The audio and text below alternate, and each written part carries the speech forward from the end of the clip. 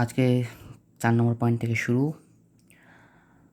Isocyanide group দ্বারা প্রতিস্থাপন ও alkyl isocyanide গঠন। আরএক্স হিসেবে আমরা আরসিএল, আরবিআর, আরআই যে কোনো তিনটে ব্যবহার করতে পারি। এখানে আরবিআর দেওয়া আছে। আর বলতে কী বোঝায় সেটা আমরা অনেকবার আলোচনা করেছি, তাই নতুন করে আমি আর বিষয়ে কিছু বলতে চাইছি না। এর আগের দিন অর্থাৎ 3 নম্বর পয়েন্টে আমার মনে হয় কেসিএন ব্যবহার করা হয়েছিল। আজকে আমরা সিলভার সায়ানাইড ব্যবহার করছি।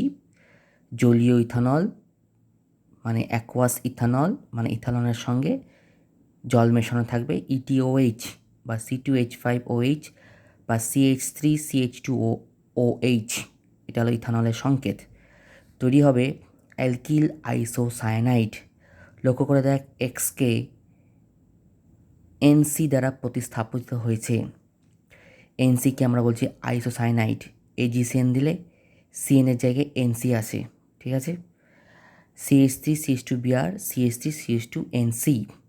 এনসিকে যদি ভাঙা হয় তাহলে হবে এন ট্রিপল বন্ড, এনের মাথায় প্লাস, সি এর মাথায় মাইনাস। আমি এটা লিখে দিইনি, তোরা থার্ড ব্র্যাকেট লিখে রাখতে পারিস।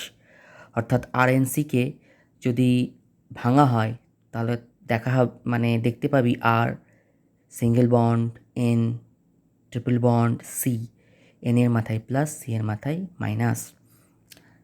তো হ্যালোঅ্যালকেনকে যদি কেসিএন অর্থাৎ পটাশিয়াম সায়ানাইড অথবা সোডিয়াম সায়ানাইডের বিক্রিয়া ঘটানো হয় তাহলে অ্যালকিল সায়ানাইড তৈরি হয়, আরসিএন। আবার হ্যালোঅ্যালকেনকে যদি এখানে ও দিয়ে দিয়েছি, ওটা হবে না, ওটা কেটে দিবি। হ্যালোঅ্যালকেন ও কাটার দরকার নেই। হ্যালোঅ্যালকেন ও এজিসিএনের বিক্রিয়ায় আরএনসি গঠিত হয় অর্থাৎ আইসোসায়ানাইড। তো কোথায় কী হচ্ছে, এক্ষেত্রে কার্বনের সংখ্যার কোনো বৃদ্ধি বা হ্রাস হচ্ছে না, যা কার্বনের সংখ্যা ছিল তাই থাকবে। এই কার্বনটাকে আমরা ধরছি না কারণ এটা ফাংশন গ্রুপের মধ্যে আসছে। নেক্সট 5 নম্বর পয়েন্ট, নাইট্রো গ্রুপ দ্বারা প্রতিস্থাপন ও নাইট্রো অ্যালকেন গঠন। এটা হ্যালো অ্যালকেন। আবার বলছি, হ্যালো অ্যালকেন হিসেবে আমরা আরবিআর আর সিএল আর আই যে কোনো জিনিস ব্যবহার করতে পারি। এক্সের জায়গায় NO2 গ্রুপ আসবে। নাইট্রো অ্যালকেন পটাশিয়াম নাইট্রাইট অথবা সোডিয়াম নাইট্রাইট। আর NO2কে যদি আমরা ভাঙি তাহলে সংকেত হবে R single bond, N double bond O, তারপর একটা অসমযোজী বন্ধন তীর চিহ্ন দিয়ে ও আছে। এটা অসমযোজী বন্ধন যদি ভেঙে দেওয়া হয় তো এনের মাথায় প্লাস আসবে, ও এর মাথায় মাইনাস আসবে, এটা আমরা জানি। এটা আমি এখানে লিখিনি, তোরা অর দিয়ে লিখে দিবি R single bond, N double bond O, একটা সিঙ্গেল বন্ড ও এর মাথায় মাইনাস দিবি, এন এর মাথায় প্লাস দিবি, মানে একটা অসমযোজী বন্ধনকে খুলে দিলে তাই হয়। তাহলে এখানে দেখতে পাচ্ছি ব্রোমো ইথেন, KNO2 বা সোডিয়াম NO2, নাইট্রো ইথেন, ঠিক আছে। বিয়ারের জায়গায় NO2 প্রবেশ করেছে। এরপর চলে আসবো আমরা নাইট্রাইট গ্রুপ দ্বারা প্রতিস্থাপন। নাইট্রাইট আর নাইট্রোর মধ্যে পার্থক্য দেখ, NO2 আর ONO ও অ্যালকিল নাইট্রাইট গঠন আরএক্স। এখানে আবার সিলভার নাইট্রাইট ইউজ করছি। জলীয় ইথানলকে অনেক সময় H2O কমা দিয়ে ইথানলের সংকেত যেটা আছে ETOH অথবা C2H5OH অথবা CH3CH2OH দ্বারাও লেখা যায়। এক্সের জায়গায় যে গ্রুপটা আসছে সেটা হলো ONO, এটাকে বলা হয় অ্যালকিল নাইট্রাইট। স্ট্রাকচারটা যদি ভাঙা হয় তাহলে হবে R single bond O, single bond N, double bond O, এটাকে বলা হয় অ্যালকিল নাইট্রাইট।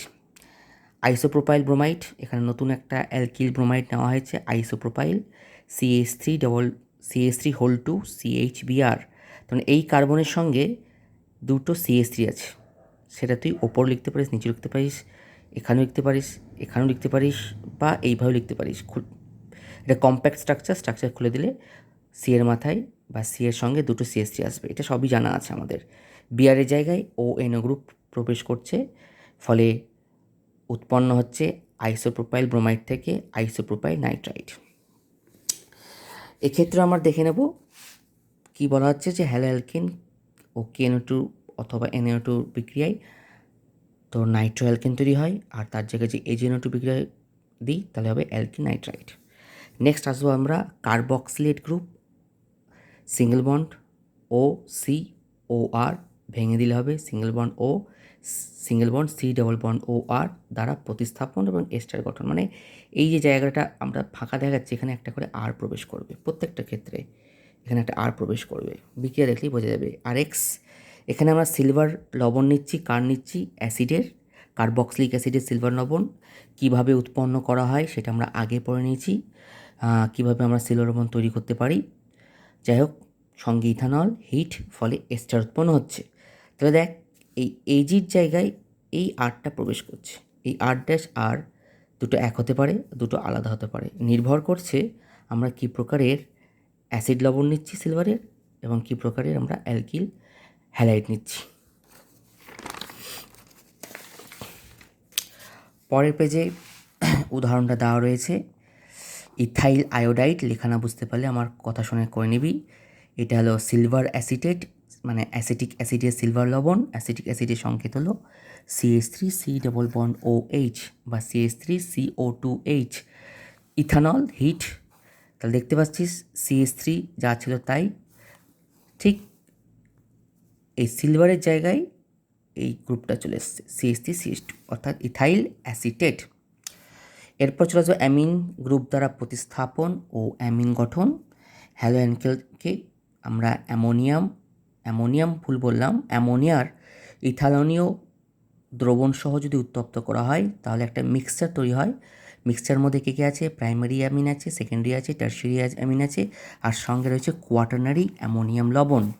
এই পুরো বিক্রিয়াটাকে বলা হয় হফম্যান অ্যামোনোলিসিস নামে পরিচিত। পরীক্ষায় যদি হফম্যান অ্যামোনোলিসিসের টিকা লিখতে দেয়, এই পুরো ব্যাপারটা লিখতে হবে ইনক্লুডিং উদাহরণ সমেত। তাহলে আমরা বই দেখবি ভেঙে ভেঙে করেছি, আমি একেবারে করেছি যেটা আমাদের প্রয়োজন। আরএক্স অ্যামোনিয়া, ইথানলের জায়গায় ETOH বা C2H5OH বা CH3CH2OH লেখা যায়। হিট দিলে এটাকে বলা হয় প্রাইমারি অ্যামিন, যেহেতু একটা আর আছে নাইট্রোজেনের সঙ্গে। তার মানে এখানে দেখতে পাচ্ছি একটা হাইড্রোজেনের জায়গায় একটা আর এলো। পরবর্তী ধাপে আবার কী হবে? এইখান থেকে আরেকটা হাইড্রোজেন চলে যাবে, দিয়ে আরেকটা আর আসবে, ফলে R2 হবে সেকেন্ডারি অ্যামিন। তিন নম্বর ধাপে কী হবে? সেকেন্ডারি অ্যামিন থেকে আরেকটা H চলে গিয়ে ওর মধ্যে আরেকটা আর চলে আসবে R3N। এখানে এখনও একটা লোন পেয়ার আছে, লোন পেয়ার কিন্তু আমি দেখাইনি। নাইট্রোজেন থাকা মানে তার মধ্যে লোন পেয়ার রয়েছে যতক্ষণ ওর যোজ্যতা 3 আছে। এই লোন পেয়ারের সঙ্গে আবার একটা আর lone pair, nitrogen lone pair কী করবে? এই RXের সঙ্গে আরকে আবার টেনে নেবে, নিয়ে R4 করবে, R4N প্লাস হবে, X মাইনাস হবে, কোয়াটার্নারি অ্যামোনিয়াম লবণ।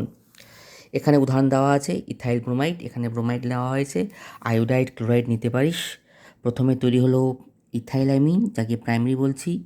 তারপরে বলছি আমরা N ethyl amine, N ethyl ethamine secondary amine. তারপর হলো NN ডাইইথাইল ইথামিন। ঠিক আছে, তার মানে এক একটা হাইড্রোজেন জায়গায় এক একটা ইথাইল গ্রুপ প্রবেশ করছে, যার জন্য আমরা তার পজিশনটাকে N দ্বারা ব্যাখ্যা করছি। এটাও ঠিক তাই। টেট্রাইথাইল অ্যামোনিয়াম ব্রোমাইড, এটা Br মাইনাস হবে, ঠিক আছে, আর N প্লাস হবে। এখানে যে অ্যালকিল গ্রুপটা নিবি, এখানেও সেই অ্যালকিল গ্রুপ, সরি ভুল বললাম, এখানে যে হ্যালাইড গ্রুপ নিবি যদি সেল থাকে তাহলে এখানে সেল মাইনাস আসবে। যদি এখানে যেহেতু Br আছে তাই Br মাইনাস আছে, এখানে যদি I থাকে তাহলে I মাইনাস আসবে। ঠিক আছে, আরেকটা শেষ আজকের মতো পড়ার মতন। আজকে ভিডিওটা একটু বড় হবে, কিছু করার নেই, একটু ডিটেলসে ব্যাখ্যা করতে বাধ্য হচ্ছি যাতে তোদের সুবিধা হয়। থায়ল, যাকে মারক্যাপ্টো অর্থাৎ SH গ্রুপ দ্বারা প্রতিস্থাপন ও থায়ো অ্যালকোহল গঠন, যেমন OH কে অ্যালকোহল বলা হয়, SH কে থায়ো অ্যালকোহল বলা হয়।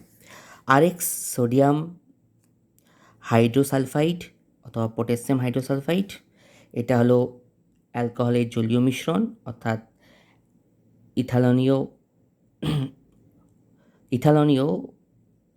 ইথানলের জলীয় মিশ্রণ, এই জন্য C2H5OH দেওয়া আছে।